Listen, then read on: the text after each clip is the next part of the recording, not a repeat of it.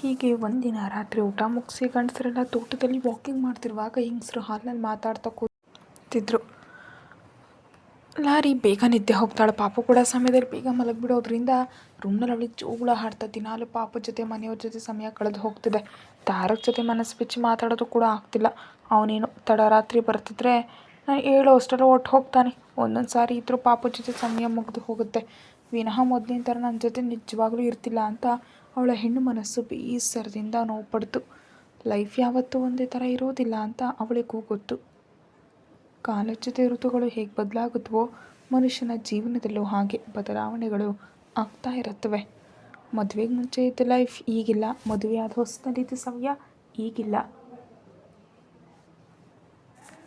ಮಕ್ಕಳು ಹುಟ್ಟಿದ ಮೇಲೆ ಅವರ ಆರೈಕೆಯಲ್ಲೇ ಸಮಯ ಕಳೆದು ಹೋಗುತ್ತೆ. ಆದರೆ ತಾರಕ್ ತರಹದ ಕೆಲಸದ ರಾಕ್ಷಸನಿಗೆ ಕೆಲಸದಲ್ಲಿ ಬಿದ್ದರೆ ನಿಜಕ್ಕೂ ಮನೇನೇ ನೆನಪಿರೋದಿಲ್ಲ. ಪಾಪುಗೆ ಹೇಗೋ 1 ವರ್ಷ ಆಗ್ತಾ ಬಂದಿದೆ. ಇಲ್ಲಿವರೆಗೂ ಎಲ್ಲಿಗೆ ಹೋಗಿದ್ದೂ ಇಲ್ಲ. ತಾರಕ್ ಜೊತೆ ಮಾತಾಡಿ 1-2 ದಿನ ಎಲ್ಲಾದರೂ ಹೋಗಿ ಬಂದರೆ ಮನಸ್ಸು ಸ್ವಲ್ಪ ರಿಲ್ಯಾಕ್ಸ್ ಆಗುತ್ತೆ ಅಂತ ಯೋಚಿಸ್ತಾ ಇದ್ದಲ್ಲ ಹರಿಗೆ ತಾರಕ್ ಬಂದಿತ್ತು ತಿಳಿಲಿಲ್ಲ. ಅವಳ ಮುಖ ಸರಿಯಾಗಿ ಕಾಣಿಸ್ದೆ ನಿದ್ದೆ ಹೋಗ್ತಾ ಇದ್ದಾಳೇನೋ ಅಂದ್ಕೊಂಡು ಫ್ರೆಶ್ ಆಗೋದಕ್ಕೆ ಹೋದ. ಬಂದು ಕೂಡ ತನ್ನನ್ನು ನೋಡಲಿಲ್ವಲ್ಲ ಅಂತ ಮನಸ್ಸು ಚಿಕ್ಕದಾಗಿ ಮಾಡಿಕೊಂಡು ಲಹರಿ. ಅವಳಿಗೆ ಅವನ ಸಾಂಗತ್ಯ ಬೇಕು. ಮನಸ್ಸು ಅವನ ಆಸರೆಯನ್ನು ಬಯಸ್ತಿದೆ. ಆದರೆ ಅವನಿಗೆ ಹೇಗಿದೆಯೋ. ನೈಟ್ ಟ್ರ್ಯಾಕ್ ಸೂಟ್ನಲ್ಲಿ ಬಂದ ತಾರಕ್ ಲಹರಿ ಹತ್ರ ಹೋಗೋಷ್ಟರಲ್ಲೇ ಫೋನ್ ಬಂತು. ಅವರಿಗೆ ತೊಂದರೆ ಆಗದಿರಲಿ ಅಂತ ಲಿಫ್ಟ್ ಮಾಡಿ ಬಾಲ್ಕನಿಗೆ ಹೋಗಿ ಮಾತಾಡ್ತಿದ್ದಾನೆ. ಮೆಲ್ಲಗೆ ತಲೆ ಎತ್ತಿ ನೋಡಿದವಳಿಗೆ ಸೊಂಟದ ಮೇಲೆ ಕೈ ಇಟ್ಕೊಂಡು ಬ್ಲ್ಯಾಕ್ ಕಟ್ ಬನಿನಲ್ಲಿ ಕಂಡ. ದೇಹದೊಂದಿಗೆ ತನ್ನ ಮನ್ಮಥ ಕಣ್ಣಿಗೆ ಕಾಣಿಸ್ತಿದ್ರೆ ಸುಮ್ಮನೆ ಇರೋದಕ್ಕೆ ಹೇಗೆ ಸಾಧ್ಯ? ಪ್ರೀತಿಯಲ್ಲಿ ತಡ ಮಾಡಬಾರ್ದು. ಈಗಲೇ ತೋರಿಸ್ಬೇಕನ್ಸಿದ್ರೆ ಆವಾಗಲೇ ತೋರಿಸ್ಬಿಡ್ಬೇಕು ಅಂತ ತನ್ನನ್ನು ತಾನು ಪ್ರೇರೇಪಿಸ್ಕೊಂಡು ಹಠ ಬಿಟ್ಟು ಬೆಟ್ಟಿಡಿದು ತಾರಕ್ಕಿಂದ ಹೋಗಪ್ಕೊಂಡ್ಳು. 50 kg ಮಲ್ಲೆ ಹೂವಿನ ಚೆಂಡನ್ನು ಅಪ್ಕೊಂಡು ಭಾವನೆ ಅವನಲ್ಲಿ ಮೂಡಿತು. 2 ನಿಮಿಷ ಫೋನಲ್ಲಿ ಮಾತಾಡಿ ಕಟ್ ಮಾಡಿ ಲಹರಿಯನ್ನು ಮುಂದೆ ಕೇಳ್ಕೊಂಡ. ಅವಳು ತುಂಬಿದ ಕಣ್ಣುಗಳಿಂದ ಅವನನ್ನೇ ನೋಡ್ತಿದ್ದಾಳೆ. ತಲೆ ಮೇಲೆ ಮುತ್ತಿಟ್ಟು ನಿದ್ದೆ ಬಂದಿಲ್ವಾ ಅಂತ ಕೇಳಿದ. ಇಲ್ಲ ಅಂದ್ಲು ಮೂತಿ ಮಡಚಿ. ಅವಳ ಮುಖದಲ್ಲಿ ಕಣ್ಣುಗಳಲ್ಲಿ ಏನೋ ಭಾವ. ಏನು ಮಿಸ್ ಆಗ್ತಿದೆಯಾ? ಅವಳನ್ನ ಇನ್ನಷ್ಟು ಹತ್ರ ಕೇಳ್ಕೊಂಡು ಕೇಳಿದ. ತುಂಬ ಅಂದ್ಲು ಗದ್ಗದಿತವಾದ ಧ್ವನಿಯಲ್ಲಿ. ಏನೇ ಇದು? ಸಿಂಹಿಣಿ ಥರ ಇರ್ತಿದ್ದ ನನ್ನ ಲಹರಿ ಕಣ್ಣಲ್ಲಿ ನೀರಾ ಅಂತ ನಯವಾಗಿ ಒರೆಸಿ ಅವಳನ್ನ ಅನಾಮತ್ತಾಗಿ ಎತ್ಕೊಂಡು ಒಳಗೆ ಕರ್ಕೊಂಡು ಸೋಫಾದಲ್ಲಿ ತನ್ನ ಮೇಲೆ ಕೂರಿಸ್ಕೊಂಡು ಹೇಳು ಯಾಕೆ ಈ ಕಣ್ಣೀರು ಅಂದ ಸಮಾಧಾನ ಮಾಡ್ತಾ. ನಿನ್ನ ಮಿಸ್ ಮಾಡ್ಕೊಡ್ತಿದ್ದೀನಿ. ಮತ್ತು ನೀನೇನೋ ಆಫೀಸ್ ಅಂತ ಹೊರ್ಟೋಗ್ತೀಯ. ನನಗೇನು ಪಾಪು ಜೊತೆ ಸಮಯ ಸಾಕಾಗುತ್ತೆ. ಮತ್ತು ನಾವಿಬ್ಬರು ಒಟ್ಟಿಗೆ ಸಮಯ ಕಳೆಯೋದು ಯಾವಾಗ? ನಾನು ಸುಮ್ಮನಿದ್ದೀನಿ ಅಂತ ನೀವು ಜಾರ್ಕೊಳ್ತಿದ್ದೀರಿ ಅಂತ ಮುಖವನ್ನು ಕೆಂಡದಂತೆ ಮಾಡಿದ್ಲು. ನಾನಾ? ಚೇಷ್ಟೆ ನಗುವಿನಂದೆ ನೋಡ್ದ. ಹ್ಞೂ, ಪಾಪು ಹುಟ್ಟಿದ ದಿನ ನಾನು ಏನಂತ ಹೇಳಿದ್ದೆ ಮರ್ತ್ಬಿಟ್ಯಾ? ಏನು ಹೇಳಿದ್ದೆ? ಭುಜದ ಹತ್ರ ನೈಟಿ ಸ್ವಲ್ಪ ಪಕ್ಕಕ್ಕೆ ಜರಿಸಿ ಹೊಳಿತಿದ್ದ ದೇಹಕ್ಕೆ ಸಣ್ಣ ಮುತ್ತು ಕೊಟ್ಟ. ಗಂಡು ಮಗು ಬೇಕು ಅಂತ ಕೇಳಿದೆ, ಕೊಡ್ತೀನಿ ಎಂದೆ. ಇವಾಗ ನೋಡು ನಿಜಕ್ಕೂ ಈ ವಿಷಯನೇ ಮರ್ತು ಹೋದಾಗ ಕೇಳ್ತಿದ್ಯಾ? ನಾನಂದರೆ ನಿನಗೆ ಕೀಳಾಗಿ ಹೋಗಿದ್ದೀನಿ. ನನ್ನ ಮಾತಿಗೆ ಬೆಲೆನೇ ಇಲ್ಲ ಅಲ್ವಾ ಅಂದ್ಲು ಮೂಕನ್ನು ಉಜ್ಜುತ್ತಾ. ಒಂದು ಹೇಳ್ತೀನಿ, ನಿಜ ಹೇಳಮ್ಮ ಅಂದ. ಕೇಳು ಅಂತ ಅವನ ಕೈ ಮೇಲೆ ಒಂದು ಕೊಟ್ಲು. ನಿನಗೆ ಬೇಕಾಗಿದ್ದನ್ನು ಕೇಳಿದೆ, ಮತ್ತು ನನಗೇನು ಬೇಕು ಅಂತ ಕೇಳಲ್ವಾ? ಏನು ಬೇಕು? ಓರಿಯಾಗಿ ನೋಡಿದ್ಲು. ಕಿವಿ ಹತ್ರ ಮೆಲ್ಲಗೆ. ನಿನಗೆ ನನ್ನ ಜೊತೆ ಸೇರಿಬೇಕು ಅಂತಿದೆ. ಮಕ್ಕಳು ಬಂದ ಮೇಲೆ ಜವಾಬ್ದಾರಿಗಳು ಹೆಚ್ಚಾಗಿದೆ. ನಮ್ಮ ಮಧ್ಯೆ ದೂರ ಬಂದುಬಿಟ್ಟಿದೆ. ಮಗುವಿಗೆ ಜನ್ಮ ನೀಡಿದ ಮೇಲೆ ಹೆಣ್ಣಿನ ದೇಹ ತುಂಬ ಸೂಕ್ಷ್ಮವಾಗಿ ಬದಲಾಗೋಗುತ್ತೆ. ಮತ್ತು ಶಕ್ತಿ ತುಂಬಿಕೊಂಡು ಇನ್ನೊಂದು ಮಗುವಿಗೆ ಜನ್ಮ ನೀಡಬೇಕಂದ್ರೆ ಕನಿಷ್ಠ ವರ್ಷಗಳ ಸಮಯ ಬೇಕು. ನೀನು ಈಗ ಗುಣಮುಖ ಆಗ್ತಿದ್ಯಾ. ಪಾಪುಗೆ 4 ವರ್ಷ ಬರೋವರೆಗೂ ಗಂಡು ಮಗುವಿನ ಬಗ್ಗೆ ಯೋಚಿಸ್ದೆ ನಿನ್ನ ಹೆಲ್ತ್ ಮೇಲೆ ಮತ್ತು ನಾನು ಕೇಳಿದ್ರ ಮೇಲೆ ಗಮನ ಕೊಡು ಅಂತ ಮೃದುವಾಗಿ ಎಚ್ಚರಿಸ್ದ. ಅವನ ಮಾತಿಗೆ ಕೆನ್ನೆಗಳು ಕೆಂಪಾದವು. ಕುತ್ತಿಗೆ ಮೇಲೆ ತುಟಿಗಳು ತಾಕಿಸ್ತಾ, ಪಾಪುಗೆ 1 ವರ್ಷ ಆದಮೇಲೆ ನಮ್ಮ ಸೆಕೆಂಡ್ ಹನಿಮೂನ್ ಪ್ಲ್ಯಾನ್ ಮಾಡ್ತಿದ್ದೀನಿ. ಆದರೆ ಗಂಡು ಮಗುವಿಗೂ ಮಾತ್ರ ಇವಾಗಲೇ ಯೋಚಿಸ್ಬೇಡ. ಅರ್ಥ ಆಯ್ತಾ ನಾನು ಹೇಳಿದ್ದು ಅಂದ. ಹ್ಞೂ ಅಂದ್ಲು ಅವನ ಬೆಚ್ಚನೆ ಉಸಿರು ಕುತ್ತಿಗೆ ಕೆಳಗೆ ಇಳಿತಿದ್ರೆ. ಹತ್ತಿರ ಇದ್ದರೆ ಕಂಟ್ರೋಲ್ ಮಾಡ್ಕೊಳ್ಳೋದು ತುಂಬ ಕಷ್ಟ ಬೇಬಿ. ಅದಕ್ಕೆ ಆಫೀಸ್ ಅಂತ ಹೋಗ್ತಾ ಇದ್ದೀನಿ. ನಾವು ಅಷ್ಟಾಗಿ ಮ್ಯಾರಿಡ್ ಲೈಫನ್ನು ಎಂಜಾಯ್ ಮಾಡಲಿಲ್ಲ. ಅಷ್ಟರಲ್ಲೇ ಅಮ್ಮ ಅಪ್ಪ ಆಗಿಬಿಟ್ವು. ನನ್ನ ಪುಟ್ಟ ಯುವರಾಣಿ ಬಂದಿದ್ದು ಖುಷಿಯಾಗಿದೆ. ಆದರೆ ನನ್ನ ರಾಣಿಗೂ ನನಗೂ ದೂರ ಬಂದಿದೆ ಅಂತ ಬೇಸರವೂ ಇದೆ ಅಂತ ಲಹರಿನ ಪೂರ್ತಿಯಾಗಿ ಮುಂದಕ್ಕೆ ತಿರುಗಿಸ್ಕೊಂಡು ಕೆಂಪಗಾಗಿ ಆಕರ್ಷಿಸ್ತಿದ್ದ ತುಟಿಗಳ ಆವರಿಸ್ಕೊಂಡ. ಕೆಲವು ತಿಂಗಳುಗಳ ನಂತರ ಸಿಕ್ಕ ಪ್ರೀತಿ ಉಡುಗೊರೆಯನ್ನು ಇಬ್ಬರು ಮನಸಾರೆ ಆಸ್ವಾದಿಸ್ತಿದ್ದಾರೆ. ಅವಳ ಕೈಗಳು ಅವನ ಜುಟ್ಟಿನೊಳಗೆ ಸೇರಿ ಬಿಗಿದ್ರೆ ಅವನ ಕೈಗಳು ಅವಳನ್ನ ಇಷ್ಟದಿಂದ ಸವರ್ತಿದೆ. ತಾರಕ್ ಕಂಟ್ರೋಲ್ನಲ್ಲೇ ಇದ್ರೂ ಗಂಟನ ವಿರಹ ಅವಳಲ್ಲಿ ಉದ್ವೇಗವನ್ನು ಹೆಚ್ಚಿಸ್ತು. ತಾರಕ್, ಒಂದಾಗೋಣವಾ ಮತ್ತಾಗಿ ಅವನ ಕಿವಿಯಲ್ಲಿ ಕೇಳಿದ್ಲು. ಅವಳನ್ನು ಎತ್ಕೊಂಡು ಅಟ್ಯಾಚ್ಡ್ ರೂಮ್ಗೆ ಕರ್ಕೊಂಡು ಹೋಗಿ ಬೆಡ್ ಮೇಲೆ ಇಳಿಸ್ದ. ಕುಟುಕ್ ನುಂಗ್ತಾ ನೋಡಿದ್ಲು. ನಿಜವಾಗಿಯೂ ಮುಂದೆ ಹೋಗ್ತಾನಾ ಏನು ಅಂತ. ಬನ್ನಿ ಅಂತ ತೆಗೆದು ಹೆಸ್ತು ಅವಳ ಮೇಲೆ ವಾಲ್ತಿದ್ರೆ ಕೈಗಳನ್ನ ಅಡ್ಡ ಇಟ್ಲು ಮಧ್ಯದಲ್ಲಿ. ಕೈ ತೆಗಿಯಮ್ಮ. ಹ್ಞೂ ಬೇಡ, ನಾನು ಸುಮ್ಮನಂದೆ ಅಂದ್ಲು ಹೆದರಿದ ನೋಟದಿಂದ ನೋಡ್ತಾ. ಬಟ್ ನಾನು ಸೀರಿಯಸ್ ಆಗಿ ತೊಗೊಂಡಿದ್ದೀನಿ. ಹೆಂಡತಿ ಬೇಕು ಅಂದಮೇಲೆ ಬರ್ತಿದ್ರೆ ಏನೋ ತೊಂದರೆ ಇದೆ ಅಂತ ಅಂದ್ಕೊಳ್ತೀಯಾ ಅಂದ ತಕ್ಷಣ ಕಣ್ಣಲ್ಲಿ ನೀರು ಬಿರುಬಿರ್ನೇ ಬಂತು. ನಾನೇನು ಹಾಗೆ ಅಂದ್ಕೊಳ್ಳಲ್ಲ ಅಂದ್ಲು ಸಿಟ್ಟಿನಿಂದ. ಚಿಕ್ಕ ನಗುವಿನಿಂದ ಸ್ನ್ಯಾಕ್ಸ್ ತಿಂತೀನಿ, ಹಸುವಾಗಿದೆ ಅಂದ ಕ್ಯೂಟ್ ಮುಖ ಮಾಡಿಕೊಂಡು. ನಾನು ಅಳಿಸೋದು ನಿನಗೆ ಕಾಮಿಡಿ ಆಗಿದೆ ಅಲ್ವಾ ಅಂತ ಬೆಡ್ ಹಿಡಿದು ಹೋಗ್ತಿದ್ದ ಅವಳನ್ನ ಹಾಸಿಗೆ ಕೆಳದು ಲಾಕ್ ಮಾಡಿ ಕೈಗಳು ಜೋಡಿಸಿ, ಬೇಕಾಗಿದ್ದು ಸಿಗೋವರೆಗೂ 1 ಇಂಚು ಕದಲೋದಕ್ಕೂ ಬಿಡಲ್ಲ ಅಂತ ನೇರವಾಗಿ ನೋಡ್ದ. ಅವನ ಹರಿತವಾದ ನೋಟ ಅವಳ ಹೃದಯಕ್ಕೆ ನೀರವಾಗಿ ದಾಟ್ತು. ಉಸಿರು ಭಾರವಾಯಿತು. ಕೈ ಕಾಲುಗಳು ನಡಕ್ತಿವೆ. ಒಡಲೆಲ್ಲ ಬೆವೆತು ಅವಳ ಗಂಟಲು ಒಣಗಿ ಹೋಗ್ತಿದ್ರೆ ಮುಖದ ತುಂಬ ತುಂಬಿದ್ದ ಬೆವರಿನೊಂದಿಗೆ ಅವಳಿಂದ ಬೇರ್ಪಟ್ಟ ತಾರಕ್. ಅವನ ಪ್ರತಿ ಚಲನೆ ಅವಳನ್ನ ಕಂಟ್ರೋಲ್ ತಪ್ಪಿಸ್ತಿದ್ದರೆ ತಾರಕ್ ನನ್ನ ಗಟ್ಟಿಯಾಗಿ ಕಚ್ಚಿ ಹಿಡ್ಕೊಂಡು ಹೆಚ್ಚಾದ ಹೃದಯದ ವೇಗವನ್ನು ಕಡಿಮೆ ಮಾಡಿಕೊಂಡ್ಲು. ಕಣ್ಮುಚ್ಕೊಂಡ್ಲು. ದೂರ ಕಡಿಮೆ ಆಯಿತಾ, ಇನ್ನೂ ಹತ್ರ ಬೇಕಾ? ಲಹರಿನ ಮೇಲೆ ಕೇಳ್ಕೊಂಡ. ಕೇವಲ ಲಾಂಗ್ ಇನ್ನರ್ ಮೇಲಿದ್ದ ಅವಳನ್ನ ಕಣ್ಗಳಿಂದಲೇ ಸವೀತ. ಇವಾಗ ಶೇಪ್ ಸ್ವಲ್ಪ ಹೆಚ್ಚಾದಾಗಿದೆ ಅಂದ. ಛೀ, ನಾಚಿಕೆ ಎಲ್ಲ ಬಿಡು ಅಂದ್ಲು. ಕತ್ತಲೆ ಪೂರ್ತಿಯಾಗಿ ಆವರಿಸ್ಕೊಳ್ತಿದ್ರೆ, ಏಯ್, ಗಂಡು ಮಗು ಬೇಕು ಅಂದೆ, ಮತ್ತೇನು ನೋಡದೆ ಏನು ಮಾಡದೆ ಆಕಾಶದಿಂದ ಉದುರು ಬಿಡ್ಬಿಡ್ತಾನಾ ಅಂತ ಅವಳನ್ನ ತೋಳುಗಳಲ್ಲಿ ಬಂಧಿಸಿ ಮೆತ್ತನೆ ಎದೆಯಲ್ಲಿ ಪ್ರೀತಿಯನ್ನು ಮೂಡಿಸ್ದ. ಆ ರೋಮಾಂಚನಕ್ಕೆ ಅವನನ್ನು ಗಾಢವಾಗಿ ಅಪ್ಕೊಂಡ್ಬಿಟ್ಲು. ಸ್ವಲ್ಪ ಹೊತ್ತಿಗೆ ಪಾಪು ಹೇಳೋ ಸಣ್ಣ ಧ್ವನಿ ಕೇಳಿಸಿದ ತಕ್ಷಣ ಕಂಗಾಲಾಗಿ ಹೇಳೋದಕ್ಕೆ ಹೋದಾಗ ಅವಳಿಗೆ ನಿಧಾನವಾಗಿ ಬರೋದು ಕೇಳಿ ತಾನು ಡ್ರೆಸ್ ಮಾಡ್ಕೊಂಡು ಫೇಸ್ ವಾಶ್ ಮಾಡ್ಕೊಂಡು ಹೋದ. ಲಹರಿ ಹೋಗೋಷ್ಟರಲ್ಲಿ ತಂದೆ ಎದೆ ಮೇಲೆ ನಿದ್ದೆ ಮಾಡ್ತಿದ್ದಾಳು ಪಾಪು. ಅವನ ಪಕ್ಕದಲ್ಲೇ ಜಾಗ ಮಾಡಿಕೊಂಡು ಕ್ಷಣದಲ್ಲಿ ನಿದ್ದೆಗೆ ಜಾರಿದ್ಲು ಅವಳು. 4 ವರ್ಷದ ವಿಹಿಕಾ ಹಿಂದೆ ಓಡ್ತಿದ್ದಾಳು ಲಹರಿ. ನೋ, ನಾನು ನಿನ್ನ ಮಾತು ಕೇಳಲ್ಲ ಅಂದ ಕೇಳಿದ ಮಾತಿಗೆ ನ್ಯಾಯ ಒದಗಿಸ್ತಾ ಲಹರಿಗೆ ಸಿಗದೆ ಮನೆಯೆಲ್ಲ ಸುತ್ತುತ್ತಾ ತಾಯಿಯನ್ನು ತನ್ನ ಹಿಂದೆ ತಿರುಗಿಸ್ತಿದ್ದಾಳೆ ವಿಹಿಕಾ. ಪ್ಲೀಸ್, ನನ್ನ ಬಂಗಾರ ಅಲ್ವಾ, ಈ 2 ತುತ್ತಿನಮ್ಮ. ನೀನು ಕರಗಿ ಹೋದರೆ ನಿಮ್ಮ ಡ್ಯಾಡಿ ನನ್ನ ಮೇಲೆ ಕೋಪ ಮಾಡ್ಕೊಳ್ತಾರೆ ಅಂತ ಬೇಡ್ಕೊಳ್ತಾ ಹೇಳ್ತಿದ್ರೆ, ಡ್ಯಾಡಿ ನಿನ್ನ ಬೈದಿದ್ದಾರ ಯಾವಾಗಲಾದರೂ? ಸುಳ್ಳು ಹೇಳ್ತೀಯಾ ಅಂತ ತಾಯಿ ಮೇಲಕ್ಕೆ ಹೋದ್ಲು. ಅಪ್ಪ, ಈ ತಂದೆ ಮಗಳ ಪ್ರೀತಿ ಮಧ್ಯೆ ನಾನು ಸಾಯ್ತಿದ್ದೀನಿ. ಸರಿ, ನಿಮ್ಮ ಡ್ಯಾಡಿ ಬೈದಿಲ್ಲ ಬಿಡು, ಆದರೆ ನನ್ನ ಬಂಗಾರ ಅಲ್ವಾ, ಸ್ವಲ್ಪ ತಿನ್ನಮ್ಮ. ಡ್ಯಾಡಿ ಬರೋ ಅಷ್ಟರಲ್ಲಿ ನಿನಗೆ ಅನ್ನ ತಿನ್ನಿಸ್ತಿದ್ರೆ ಸೀರಿಯಸ್ ಆಗ್ತಾರೆ.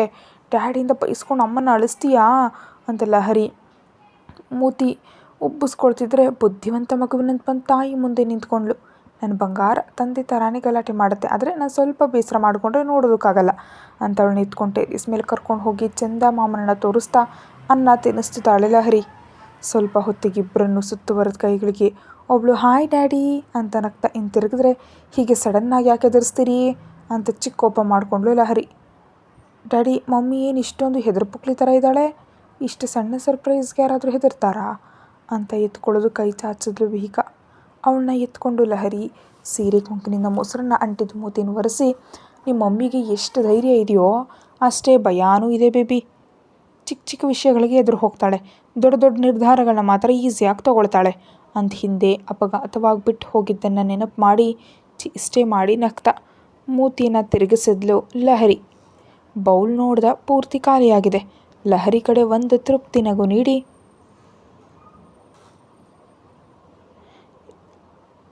ಅಜ್ಜಿ ತಾತ ಮನೇಲಿಲ್ಲ ಅಂದ.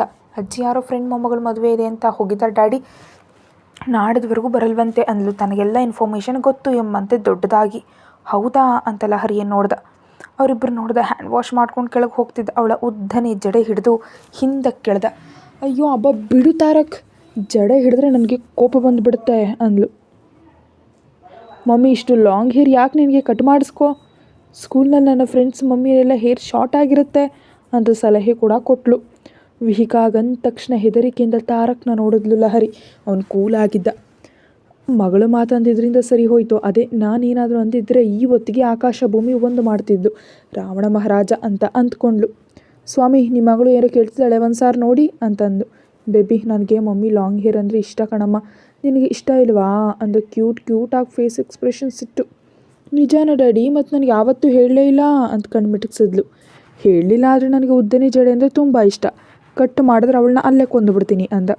ಹಾಗಾದರೆ ನಾನು ಕೂಡ ದೊಡ್ಡೋಳಾದ್ಮೇಲೆ ಇದೇ ಥರ ಉದ್ದನೆ ಜಡೆ ಬೆಳೆಸ್ಕೊಳ್ಳಾ ಅಂತ ಅಂದ್ಲು. ಬೇಡ ಕಣಮ್ಮ, ನೀನು ಮೇಂಟೈನ್ ಮಾಡೋದಕ್ಕಾಗಲ್ಲ, ತುಂಬ ಕಷ್ಟ. ಹೆಡ್ ಬಾತ್ ಮಾಡಿದ್ರೆ ಬೇಗ ಒಣಗಲ್ಲ, ಕೋಲ್ಡ್ ಆಗುತ್ತೆ. ನಿನಗೆ ಶಾರ್ಟ್ ಹೇರ್ ತುಂಬ ಕ್ಯೂಟ್ ಆಗಿರುತ್ತೆ ಬೇಬಿ ಅಂದ ತಕ್ಷಣ ಮುಖ ಸೊಟ್ಟಗೆ ಮಾಡ್ಕೊಂಡು ನೋಡಿದ್ಲು ಲಹರಿ. ಓಹೋ, ಅಂದರೆ ನಿನ್ನ ಮಗಳಿಗೆ ಹೆಲ್ತ್ ಚೆನ್ನಾಗಿರಬೇಕು, ಕಷ್ಟಪಡಬಾರ್ದು, ನಾನು ಮಾತ್ರ ನಿನ್ನ ಜೊತೆ ಶವರ್ ಮಾಡಿ ಒಣಗಿಸ್ಕೊಳ್ಳಲು ಆಗದೆ ಒದ್ದಾಡ್ದಿರಬೇಕು ಅಷ್ಟೇನಾ ಅಂತಿದ್ದವಳಿಗೆ ಒಂದು ನೋಟ ಬೀರ್ದ. ಮೂತಿ ತಿರುಗಿಸ್ಕೊಂಡು, ಇಲ್ಲೇ ಇರ್ತಿರೋ ಬರ್ತಿರೋ ನಿಮ್ಮಿಷ್ಟ, ನಾನು ಹೋಗ್ತಿದ್ದೀನಿ ಅಂತ ಕೆಳಗೆ ಹೋದ್ಲು.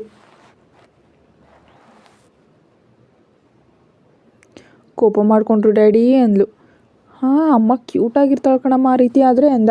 ಹ್ಞೂ, ಮೂತಿ ಹೀಗೆ ಮಾಡ್ತಾಳೆ ಅಂತ ಮಾಡಿ ತೋರಿಸಿದ್ಲು. ನಕ್ಕು ಬಿಟ್ಟ ತಾರಕ್. ನಾವಿಬ್ಬರು ಸೇರಿ ಅಳಿಸ್ತಿದ್ದೀವಿ ಅಂತ ಇನ್ನು ಉರಿದು ಹೋಗ್ತಾಳೆ ಅಂದ. ಅಲ್ಲ ಡ್ಯಾಡಿ, ಮಮ್ಮಿಗೆ ನಾವಿಬ್ಬರು ಅಂದರೆ ತುಂಬ ಇಷ್ಟ. ಒಂದು ದಿನ ನಾವು ಕಾಣಿಸ್ತಿದ್ರು ಹತ್ತು ಬಿಡ್ತಾಳೆ. ಮೊನ್ನೆ ನಿರ್ಮಲಾ ಅಜ್ಜಿ ಜೊತೆ ನಾನು ದೇವಸ್ಥಾನಕ್ಕೆ ಹೋಗಿದ್ನಾ, ಮಮ್ಮಿಗೆ ಹೇಳಲಿಲ್ಲ. ತಾತ ಮರೆತು ಹೋದ್ರು ಹೇಳೋದನ್ನು. ಇನ್ನು ನೋಡ್ಕೊಂಬನೆಗೆ ಬರೋವರೆಗೂ ಮನೆ ಎಲ್ಲ ರಂಪಾಟ. ಕೆಲಸದವ್ರನ್ನ ಕೇಳಿ ಬೈದು ಅಬ್ಬೋ. ಆಮೇಲೆ ತಾತ ಹೇಳಿದ್ರು ದೇವಸ್ಥಾನಕ್ಕೆ ಹೋಗಿದ್ದೀವಿ ಅಂತ. ಅಷ್ಟಕ್ಕವಳಿಗೆ ನೆಮ್ಮದಿ ಇಲ್ಲದೆ ಬಂದೇ ಬಿಟ್ಲು ದೇವಸ್ಥಾನದ ಹತ್ರ. ನನ್ನ ಹೊಡೆದಷ್ಟು ಕೆಲಸ ಮಾಡಿದ್ಲು, ಆದರೆ ಏನೂ ಅನ್ನಲಿಲ್ಲ. ಹೌ ಸ್ವೀಟ್ ಅಲ್ವಾ ಮಮ್ಮಿ, ನೀನು ಯಾವಾಗ ಎಲ್ಲಿಗೆ ಹೋದ್ರೂ ಮಮ್ಮಿಗೆ ಹೇಳಿ ಹೋಗಿ ಸರಿನಾ ಅಂದ್ಲು. ಓಕೆ ಅಂದ. ಇಬ್ಬರು ಕೆಳಗೆ ಹೋದರು. ಭಾಸ್ಕರ್ ಅವ್ರ ಜೊತೆ ಮಾತಾಡ್ತಿದ್ದಾಳೆ ಲಹರಿ. 2 ದಿನಗಳಲ್ಲಿ ಅವರು ಅಮೇರಿಕಾಗೆ ಹೋಗ್ತಾರೆ. ಕಲ್ಯಾಣ್ ಓದು ಮುಗಿದು ಈ ಕೆಲಸ ಮಾಡ್ತಿದ್ದಾನೆ. ಅಮ್ಮ ತಾತನಿಗೆ ಅಮೇರಿಕಾ ತೋರಿಸ್ಬೇಕೆಂಬುದು ಕಲ್ಯಾಣ ಆಸೆ. ಭಾವನ ಸಹಾಯದಿಂದ ಅದು ನೆರವೇರ್ತಿದೆ. ನಿರ್ಮಲಾ ಭಾಸ್ಕರ್ ಅವರು ಕೂಡ ಕೆಲವು ದಿನ ಹೋಗಿ ಬರಬೇಕು ಅಂತ ಸಿದ್ಧರಾಗಿದ್ದಾರೆ. ವಿಹಿಕಾ ತಾರಕ್ ಬರ್ತಿರೋದು ನೋಡಿ ಮೂತಿ ತಿರುಗಿಸ್ಕೊಂಡು ಲಗೇಜ್ ಪ್ಯಾಕಿಂಗ್ ಬಗ್ಗೆ ಕೇಳ್ತಿದ್ದಾಳೆ ಲಹರಿ. ಡ್ಯಾಡಿ, ಇವತ್ತು ನಾನು ಅಜ್ಜಿ ತಾತನ ಹತ್ರ ಮಲ್ಕೊಳ್ತೀನಿ ಅಂದ್ಲು. ಇನ್ಯಾಕೆ ಬೇಬಿ ಅಂದ. ಮತ್ತು ಅವ್ರು ಅಮೇರಿಕಾಗೆ ಒಟ್ಟು ಹೋಗ್ತಿದ್ದಾರಲ್ವಾ, ನಾನು ಮಿಸ್ ಮಾಡ್ಕೊಳ್ತೀನಿ, ಅದಕ್ಕೆ ಇವತ್ತು ನಾಳೆ ಅವ್ರ ಜೊತೆ ಇರ್ತೀನಿ ಅಂತ ಅಂದ್ಲು.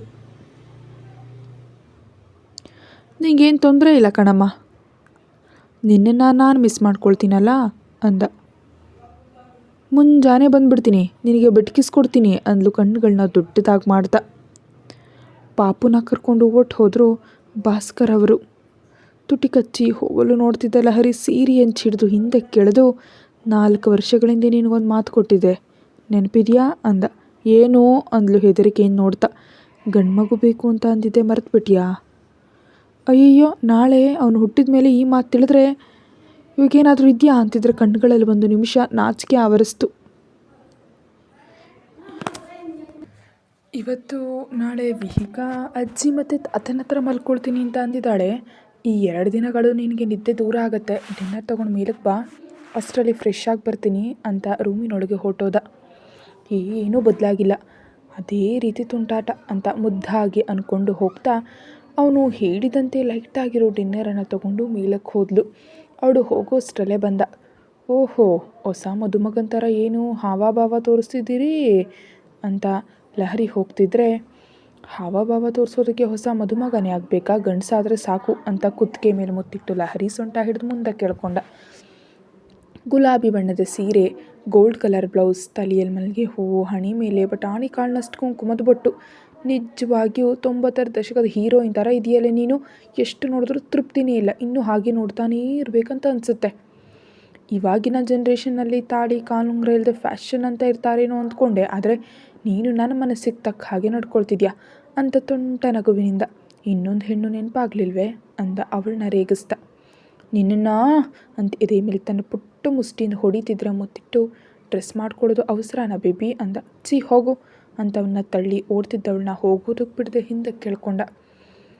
ಮುಂದೆ ಡಿನ್ನರ್ ಮಾಡು, ಆಮೇಲೆ ಉಳಿದಿದ್ದೆಲ್ಲ ಅಂತ ತಿನ್ನಿಸ್ತಿದ್ರೆ ಚೆನ್ನಾಗಿ ತಿಂತ ಮಧ್ಯದಲ್ಲಿ ಲಹರಿಯನ್ನು ಆಟ ಆಡಿಸ್ತಾ, ನಾವು ಮಗನನ್ನು ಹುಟ್ಟಿಸಿದ್ರೆ ಆಮೇಲೆ ಸಮಯ ನೋಡಿಕೊಂಡು ನಿಮ್ಮ ಶಂಕರಣ್ಣ ಮತ್ತು ತನ್ನ ಮಗಳನ್ನು ಡೌನ್ಲೋಡ್ ಮಾಡ್ತಾನಂತೆ ಅಂತಂದ ರೇಗಿಸ್ತಾ. ಇಂಥವು ಯಾರಾದರೂ ಮಾತಾಡ್ತಾರಾ ಅಂದ್ಲು ಪ್ರೀತಿಯಿಂದ. ತಪ್ಪೇನಿದೆ, ನನ್ನ ಮಗನಿಗೆ ಅವನ ಮಗಳನ್ನು ಕೊಡ್ತಾನೆ. ಸೊ ಮನು ಯಾವತ್ತೂ ಈ ಮನೆ ಹೆಣ್ಣು ಮಗಳಾಗಿ ಉಳಿದು ಬಿಡ್ತಾಳೆ, ಅವಳಿಗೆ ಬೇರೆ ಎಂಬ ಫೀಲಿಂಗ್ ಇರೋದಿಲ್ಲ ಕಣಮ್ಮ, ಹಾಗೆ ಯಾಕೆ ಯೋಚಿಸ್ತಿಲ್ಲ ಅಂದ. ನೀರು ಕೊಟ್ಟು ತಾರ ಕೆನ್ನಿ ಮೇಲೆ ಮುತ್ತಿಟ್ಟು, ಇಷ್ಟು ಚೆನ್ನಾಗಿ ಯೋಚಿಸ್ತೀಯೋ ಕಣೋ ನಿಜವಾಗ್ಲೂ ನೀನು ಅಂತ ಅಂದ್ಲು. ಏನೇ ಮರ್ಯಾದೆ ಹೊಟ್ಟೋಯ್ತಾ? ಕಣು ಅಂತಿದ್ಯಾ ನನ್ನ? ಏನು ಅನ್ಬಾರ್ದಾ? ಗ್ಲಾಸ್ ಪಕ್ಕಕ್ಕಿಟ್ಟು ಅವಳನ್ನ ಒಡಲಿಗೆ ಇಳ್ಕೊಂಡು, ಆ ಹಕ್ಕು ಅಧಿಕಾರ ಎಲ್ಲ ನಿನಗೆ ಮಾತ್ರ ಇರೋದು ಬೇಬಿ. ನೀನು ಹೇಗೆ ಕರೆದ್ರೂ ಇಷ್ಟದಿಂದಲೇ ಉತ್ತರಿಸ್ತೀನಿ ಅಂತ ಹೇಳಿದ್ಲೇ ಸೀರೆ ಪೆನ್ ತೆಗೆದು ಹಾಕ್ದ.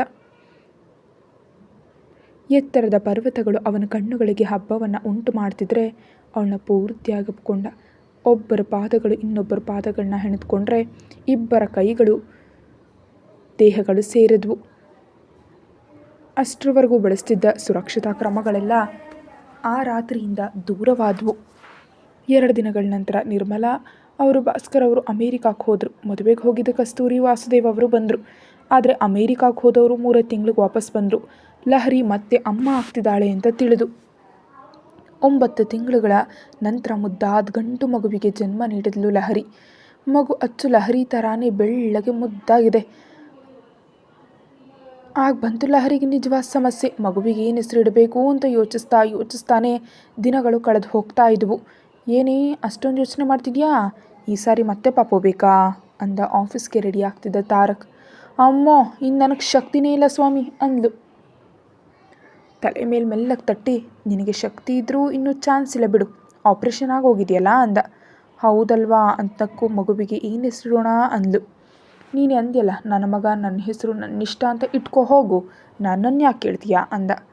ಅಬ್ಬಾ, ಅದೆಲ್ಲ ಎಷ್ಟು ಯೋಚಿಸಿದ್ರು ನನ್ನ ಹೆಸರು ಏನು ಹೊಳೀತಿಲ್ಲ ತಾರಕ್, ಪ್ಲೀಸ್ ಹೆಲ್ಪ್ ಮಾಡು, ಫಂಕ್ಷನ್ಗೆ ಇನ್ನೊಂದು ವಾರ ಅಷ್ಟೇ ಇದೆ ಅನ್ಸೋದ್ರಿಂದ. ಸರಿ, ಇವತ್ತಿಡೀ ಥಿಂಕ್ ಮಾಡಿ ನೈಟ್ ಕೇಳಲ್ಲ ಅಂತ ಅಂದ. ನೀನೇನು ಹೇಳಬೇಕಾಗಿಲ್ಲ ಹೋಗು ಅಂತ ಮೂತಿ ತಿರುಗಿಸ್ಕೊಂಡು ಹೋಗ್ತಿದ್ರೆ, ಪಾಪು ಸ್ಕೂಲ್ಗೆ ಹೊಟ್ಟೋದ್ಲಾ ಅಂತ ಕೇಳ್ದ. ಹ್ಞೂ, ಹೊಟ್ಟೋದ್ಲು. ಮಾವನವ್ರ ಆಫೀಸ್ಗೂ ಹೊಟ್ಟೋದ್ರು. ಅತ್ತೆಯವ್ರು ಯಾರೋ ಫ್ರೆಂಡ್ ಮಗಳು ಸೀಮಂತ ಇದ್ರೆ ಹೋದರು. ಅಮ್ಮ ತಾತ ಮನೆಗೆ ಹೋದರು ಅಂತ ಇನ್ಫಾರ್ಮೇಷನ್ ಕೊಡ್ತಿದ್ರೆ, ನೋಡಿದ್ಯಾ ಒಬ್ಬರ ಬಗ್ಗೆ ಕೇಳಿದ್ರೆ ಎಷ್ಟು ಇನ್ಫಾರ್ಮೇಷನ್ ಕೊಟ್ಟೆ? ಅದಕ್ಕೆ ಲೈಕ್ ಯು ಬೇಬ್ ಅಂತ ಹಾಕ್ಕೊಂಡು ಶರ್ಟ್ ಬಿಸ್ತಿದ್ರೆ, ಓಯ್ ಯಾಕೆ ಬಿಸ್ತಿದ್ಯಾ, ಇವಾಗ ಟೈಮ್ ಆಗ್ತಿಲ್ವಾ ಅಂತಂದ್ಲು ಹಿಂದಕ್ಕೆ ಹೆಜ್ಜೆ ಇಡ್ತಾ. ನಿನಗೆ ಸ್ವಲ್ಪ ಕೆಲಸ ಇದೆ, ಅಷ್ಟಕ್ಕೂ 6 ತಿಂಗಳಾಯಿತು, ಸ್ವಲ್ಪ ಗ್ಯಾಪ್ ಬಂದಿದೆ ಅಲ್ವಾ, ಅದು ಕವರ್ ಮಾಡಬೇಕು ಸ್ವಾಮಿ. ಈ ಲಾಸ್ಟ್ ಅಪ್ಡೇಟ್ ಎಲ್ಲ ನಮ್ಮ ರೊಮ್ಯಾನ್ಸ್ ಇಂದಾನೇ ತುಂಬಿಸಿದೆ ರೈಟರ್ ನೀನು. ಅರೆ, ಲೈಫ್ ಅಂದ್ರೇ ರೊಮ್ಯಾನ್ಸ್, ಅದಿಲ್ದಿದ್ರೆ ಲೈಫ್ ತುಂಬ ಸಪ್ಪೆ ಆಗಿ ಕಸ್ತಂತಿರುತ್ತೆ. ಒಂದು ವೇಳೆ ನಾವಿಬ್ಬರು ಗ್ರ್ಯಾಂಡ್ ಪೇರೆಂಟ್ಸ್ ಆದರೂ ಸರಿ, ನಿನ್ನ ಜೊತೆ ಈ ರೊಮ್ಯಾನ್ಸ್ ಮಾತ್ರ ನಿಲ್ಲಲ್ಲ ಅಂತ ಹೇಳ್ತಾ ಡೋರ್ ಲಾಕ್ ಮಾಡಿ ಅವಳನ್ನ ತನ್ನ ತೋಳುಗಳಲ್ಲಿ ಹಿಡ್ಕೊಂಡ. ಲಹರಿ ಹೆಸರುಗಳ ಸೆಲೆಕ್ಷನ್ನಿಂದ ಮಗುವಿಗೆ 9ನೇ ತಿಂಗಳಲ್ಲೇ ಹೆಸರಿಟ್ರು, ಲಕ್ಷಿತ್ ವರ್ಮಾ ಅಂತ. ದಿನಗಳು ಸಂತೋಷವಾಗಿ ಕಳೆದು ಹೋಗ್ತಿದೆ. ಕಲ್ಯಾಣ್ ಇಂಡಿಯಾಗೆ ಬಂದಾಗ ಒಳ್ಳೆ ಸಂಬಂಧ ನೋಡಿ ಮದುವೆ ಕೂಡ ಮಾಡಿದ್ರು. ಮನು, ಶಂಕರ್ ಇನ್ನೊಮ್ಮೆ ಅಮ್ಮ ಅಪ್ಪ ಆಗಿ ತಾರಕ್ ಲಹರಿಯನ್ನು ಅತ್ತೆ ಮಾವನಾಗಿ ಪ್ರಮೋಟ್ ಮಾಡ್ತಾ ಹೆಣ್ಣುಮಗುವನ್ನು ಪಡೆದ್ರು. ಮುಂಚೆ ಮಗನಿದ್ದ, ಅವನ ಹೆಸರು ಮಾನಸ್, ಪಾಪು ಹೆಸರು ಶಾರ್ವಣಿ ಅಂತ ಇಟ್ಕೊಂಡ್ರು. ಕಲ್ಯಾಣ್ಗೆ ಮದುವೆ ಆಗೋದ್ರೊಂದಿಗೆ ಶಂಕರ್, ಮನು ಮಕ್ಕಳ ಜೊತೆ ಇಂಡಿಯಾಗೆ ಬಂದುಬಿಟ್ರು. ಪಕ್ಕದಲ್ಲೇ ಮನೆಗಳಾದರೂ ಮಕ್ಕಳು ಯಾವಾಗಲೂ 2 ಮನೆಗಳಲ್ಲಿ ತಿರುಗ್ತಾನೆ ಇರೋದನ್ನು ನೋಡ್ತಿರುವಾಗ ಅವರ ಕಣ್ಣುಗಳಲ್ಲಿ ಆನಂದ. ತಾರಕ್ ತನ್ನ ಬಿಸ್ನೆಸ್ ವ್ಯವಹಾರಗಳನ್ನ ಒಂದು ಕಡೆ ಹ್ಯಾಂಡಲ್ ಮಾಡಿದ್ಲೇ ಇನ್ನೊಂದು ಕಡೆ ಕುಟುಂಬವನ್ನು ಚೆನ್ನಾಗಿ ನಡೆಸ್ತಿದ್ದಾನೆ. ಲಹರಿ ಇಡೀ ಮನೆಯನ್ನು ಮಕ್ಕಳನ್ನು ತುಂಬ ಚೆನ್ನಾಗಿ ನೋಡ್ಕೊಳ್ತಾ ಮನು ಜೊತೆ ಸ್ವಂತವಾಗಿ ಮಕ್ಕಳಿಗಾಗಿ ಆನ್ಲೈನ್ ಕಿಟ್ ಸ್ಟೋರ್ ಓಪನ್ ಮಾಡಿದ್ರು. ಮಕ್ಕಳಿಗೆ ಬೇಕಾದ ಬಟ್ಟೆ, ಆಟಿಕೆಗಳು, ಪುಸ್ತಕಗಳು ಮುಂತಾದ ಗುಣಮಟ್ಟದ ವಸ್ತುಗಳನ್ನ ಸೇಲ್ ಮಾಡ್ತಾ ಮನೆಯಲ್ಲೇ ಇದ್ದು ಮಕ್ಕಳನ್ನು ನೋಡ್ಕೊಳ್ತಾ ಸಂಪಾದಿಸ್ತಾ ತಮಗೊಂದು ಪ್ರತ್ಯೇಕ ಗುರುತನ್ನು ತಂದುಕೊಂಡಿದ್ದಾರೆ. ಕಲ್ಯಾಣಿಗೆ ಜೊತೆಯಾಗಿ ಅಮೇರಿಕಾದಲ್ಲಿ ಸೆಟಲ್ ಆದರು ನಿರ್ಮಲಾ, ಭಾಸ್ಕರ್ ಅವರು. ತಾರಕ್ ಜೊತೆ ಏನಾದರೂ ಜಗಳ ಆಡಿದ್ರೆ ಮುನಿಸ್ಕೊಂಡು ತವರಿಗೆ ಹೋಗ್ತಿರೋ ತನ್ನ ಇಷ್ಟ ಸಖಿಯನ್ನು ಬಿಡದೆ ಹಿಂದೆ ಹೋಗಿ ಹೆಂಡತಿಯೊಂದಿಗೆ ಮಿನಿ ಹನಿಮೂನ್ ಕೂಡ ಮಾಡ್ಕೊಂಡು ಬರ್ತಿದ್ದಾನೆ ನಮ್ಮ CEO. ಇಲ್ಲಿಗೆ ಕತೆ ಮುಕ್ತಾಯವಾಗಿದೆ. Thank you so much for all your love. Thank you. ಹಾಗೆ ನನ್ನ ಹೊಸ ಕತೆಗೂ ಕೂಡ ಇಷ್ಟೇ ಪ್ರೀತಿಯನ್ನು ನೀಡಿ. ನಾನು ಹೊಸ ಕತೆನ ಹಾಕಿದ್ದೀನಿ, ದಯಮಾಡಿ ಎಲ್ಲರೂ ಹೋಗಿ ನೋಡಿ, ಅದು ಕೂಡ ತುಂಬ ಚೆನ್ನಾಗಿದೆ. Thank you.